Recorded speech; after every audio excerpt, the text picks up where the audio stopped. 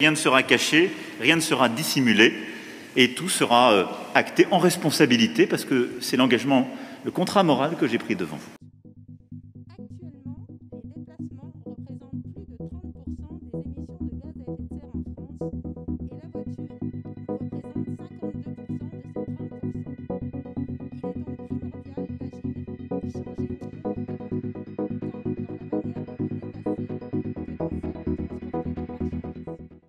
Je voulais d'abord revenir sur la méthode, après vous avoir remercié donc du temps passé. Lorsque nous nous étions vus ici même en janvier 2020, j'avais pris l'engagement que vos propositions seraient transmises sans filtre. J'ai cru comprendre qu'on était beaucoup revenu sur ce sujet ces derniers temps, à juste titre.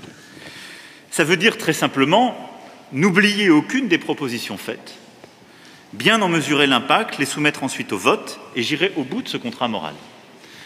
Et dans la discussion d'ailleurs que nous avions eue en janvier, les réponses que j'avais faites aux questions, je l'avais dit, ce sans filtre ne peut être ni une substitution au rôle qui est légitime et celui du gouvernement par notre Constitution, ou celui du législateur, qui est une assemblée de citoyens qui a mandat de représenter le peuple.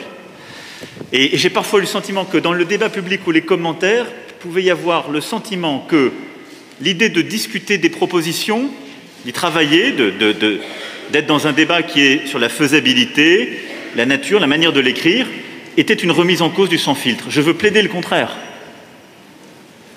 Écarter une proposition totalement, sans qu'il y ait cet échange, sans que ce soit transparent. Ce que je vous ai dit, je me souviens très bien en janvier, c'est rien ne se fera derrière le rideau.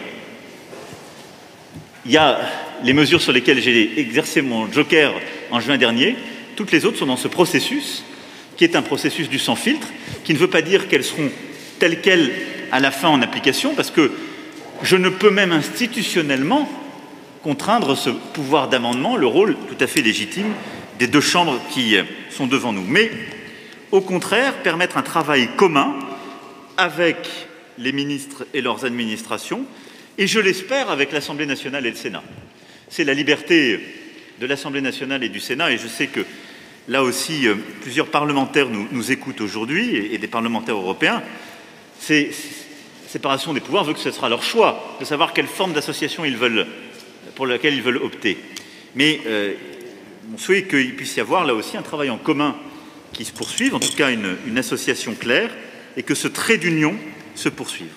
Et donc, ce sans filtre, c'est vraiment l'idée qu'on va au bout de chaque proposition que vous avez faite et qu'on y va dans le dialogue comme on l'aura aujourd'hui, comme celui que vous avez depuis plusieurs semaines et qu'on continuera d'avoir à coup sûr, en reconnaissant la légitimité de chaque instance dans son rôle, celle du gouvernement et des administrations, celle de l'Assemblée nationale, celle du Sénat.